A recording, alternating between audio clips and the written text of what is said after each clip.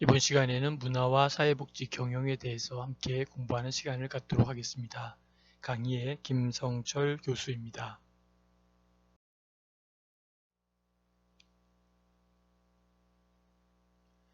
여러분, 문화와 사회복지 경영 중에 먼저 문화를 생각해 보도록 하겠습니다. 문화라는 것은 세상에서 가장 정의하기 어려운 단어 그 하나가 바로 문화라고 볼 수 있습니다. 문화의 정의는 그것을 정의하려는 사람 숫자만큼 있다라고도 이야기를 합니다. 일반적으로 가정문화, 학교 문화만이 아니라 또 한국 문화에서처럼 서술형으로 문화가 사용될 때에는 특정 집단, 예를 들면 가족이나 학교나 한국, 이러한 특정 집단이 갖는 생활 양식 전반을 가리키는 것입니다. 디지털 문화도 사회 전반에 디지털 기술이 적용되면서 나타나게 된 새로운 형태의 삶의 양식을 뜻한다고 봐도 무방할 것입니다. 그러나 문화 콘텐츠와 또는 문화산업 기술에서 사용된 문화의 의미는 앞서 언급한 이 서술형의 문화와는 분명한 차이가 있다라고 보는 것이죠. 이때 문화는 엔터테인먼트라고 하는 단어로 사용될 때가 많습니다. 그래서 엔터테인먼트와 흡사한 개념이다라고 보기도 합니다. 즉 다시 말하면 매체를 통해 대중적으로 유통될 수 있는 하나의 일종의 문화상품을 가리키는 개념이다라고 볼 수가 있습니다.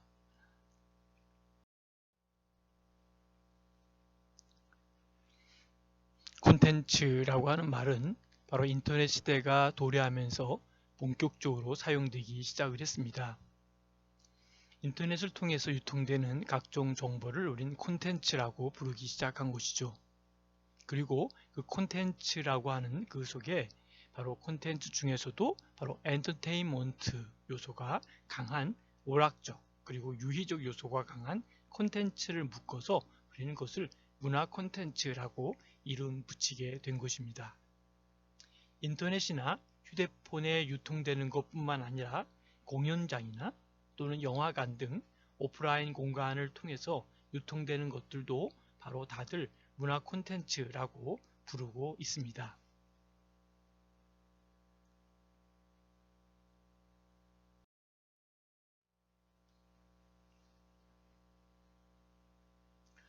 문화 콘텐츠를 이제 장르적으로 구분한다면 어떤 것이 있을까요? 뭐 만화라든지 또는 영화라든지 또는 캐릭터 또는 뭐 애니메이션 또는 게임 그리고 방송 또는 에듀테인먼트 또는 음악, 공연 그리고 인터넷, 모바일 콘텐츠 이런 것을 들 수 있습니다. 특별히 이제 에듀테인먼트라고 하는 말은 바로 에듀케이션이라고 하는 교육과 엔터테인먼트라고 하는 오락의 합성어로 양자 겸용의 소프트웨어를 통칭하는 것이 바로 에듀테인먼트라고 하는 말을 쓰고 있죠. 무미건조한 교육 내용의 게임이나 또 친근한 인물과 음악, 또 스토리 이거를 가미해서 피교육자의 흥미를 유발시키고 교육의 효과를 높이는 바로 소프트웨어를 말하고 있습니다. 그래서 우리는 에듀테인먼트라는 말을 쓸 때는 바로 이러한 흥미를 유발하는 소프트웨어다라고 볼 수가 있습니다.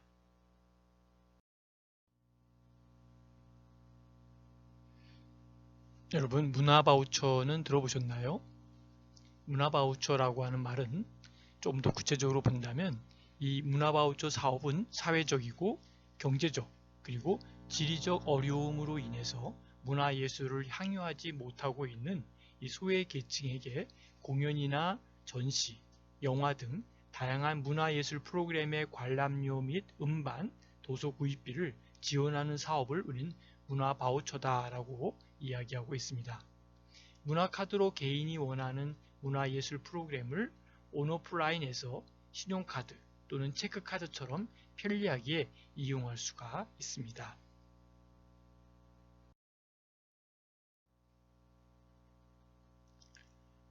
오늘날 사회복지와 문화의 관계는 매우 의미 있게 문화라는 용어는 바로 라틴어의 cultura에서 파생해서 culture라고 하는 단어로 번역한 말로 본래의 뜻은 경작한다라는 뜻을 갖고 있죠.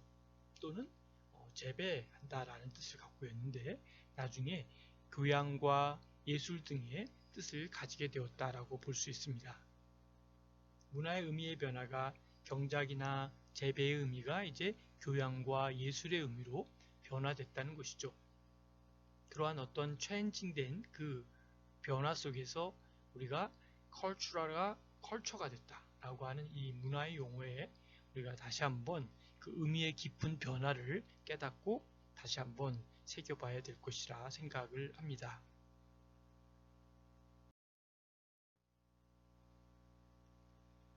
영국의 인류학자 타일러는 저서 원시문화라고 하는 책에서 1871년도에 발간된 책이죠. 뭐라고 얘기했냐면 문화란 지식과 신앙과 예술과 도덕, 법률, 관습 이런 것을 통해서 인간이 사회의 구성원으로서 획득한 능력 또는 습관의 총체라고 정의를 내렸습니다.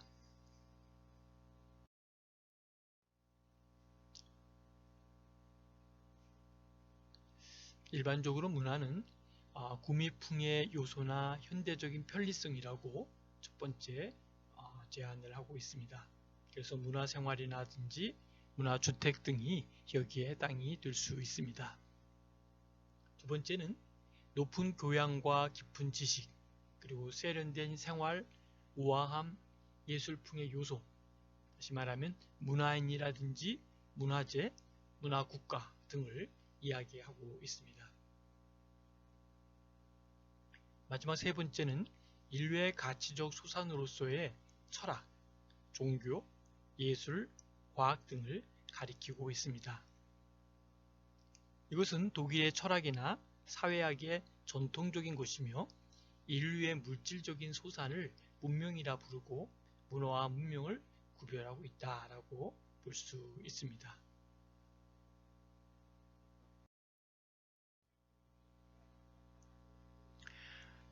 레이먼드 윌리엄스는 문화를 삶의 특별한 양식이라고 정의하였습니다.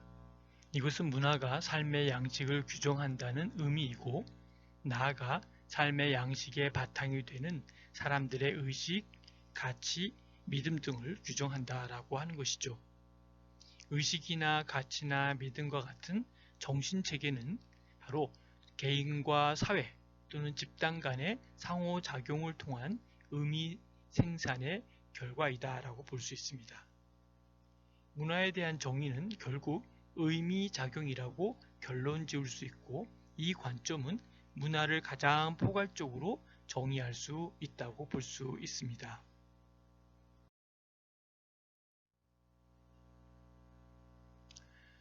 사람들은 삶의 양식을 통해 주변 세계를 이해하고 이에 따라 일상생활을 조종하고 있습니다. 이런 과정은 우리의 의식적인 인식 과정의 결과가 아니라 어떤 일을 이해하고 또 그에 따른 행동을 구조화시키는 일종의 도식에 따른 것입니다. 사회적으로 형성된 지식은 도식을 만들고 또 이것이 공유되면 내가 인식한 의미와 우리가 공유하는 의미가 같아진다고 볼 수 있습니다.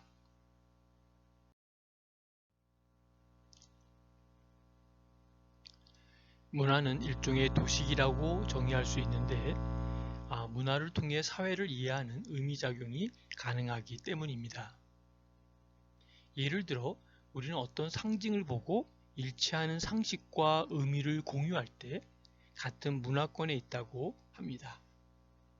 따라서 의미작용이 어떻게 발생하고 어떻게 기능하는지 살펴보는 것은 문화가 어떻게 생성되고 기능하는지 역시 알게 해줄 것입니다.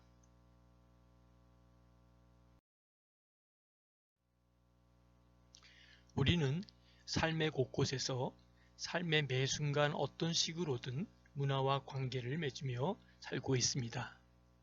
자연물 외에 우리가 보고 접하는 유형의 사물들은 물론이고 제도나 관습 또는 지식처럼 우리의 삶에 관여하고 있는 무형의 것들까지 우리 모두의 소산이며 우리의 행동과 생각, 어쩌면 우리의 느낌과 감정의 대부분이 모두 문화의 바탕 위에 이루어져 있는 것이다 라고 볼 수 있습니다.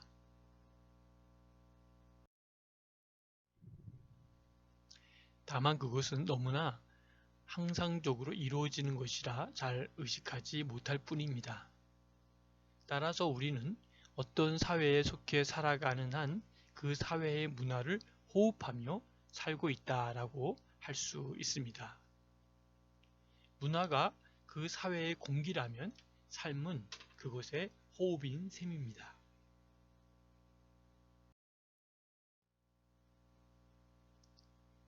문화의 속성을 보면 첫째, 문화는 집단 구성원에 의하여 공유된다라고 볼 수 있습니다. 사회 구성원 각 개인의 독특한 취향이나 버릇은 문화가 아닌 개성에 속한다라고 볼 수 있습니다. 한 사회의 구성원들이 다른 사회에서와 구분되는 어떤 행위, 관습, 경향 등을 공유할 때라야 그것이 비로소 문화가 되는 것입니다.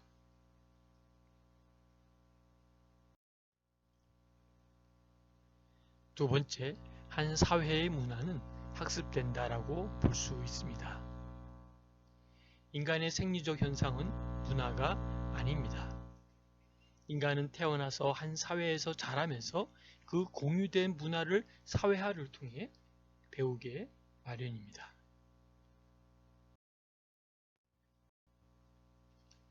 세 번째, 축적성을 들 수 있습니다. 인간의 지식은 한 세대에서 다음 세대로 전해지고 그 세대에 새로 이루어진 내용이 또 거기에 더해집니다. 문화는 이처럼 시간이 흐르면서 축적되는 것이다 라고 볼 수 있습니다. 넷째는 체계성을 들 수 있습니다. 문화의 요소는 많고 다양합니다. 이들 요소는 결코 홀로 존재하지 못합니다. 그들은 서로 긴밀한 관계를 맺고 있으면서 하나의 체계를 구성하고 있습니다.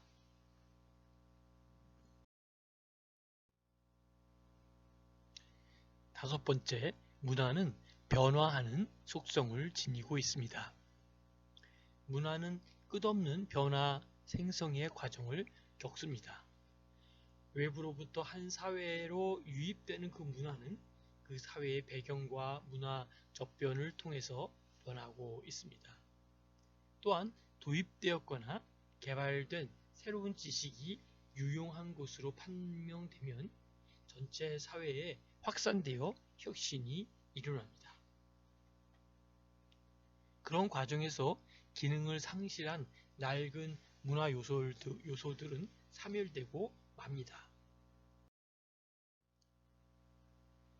문화는 이처럼 정지된 상태로 존재하지 않고 부단히 진화 또는 퇴화의 길을 밟습니다.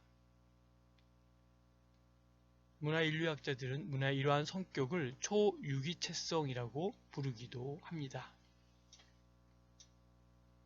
한 사회의 문화를 이해하기 위해서는 이들 문화의 성격에 대한 바른 이해가 전제되어야 합니다. 이제 사회복지도 문화의 틀 속에서 새롭게 조명하고 준비해야 할 것입니다.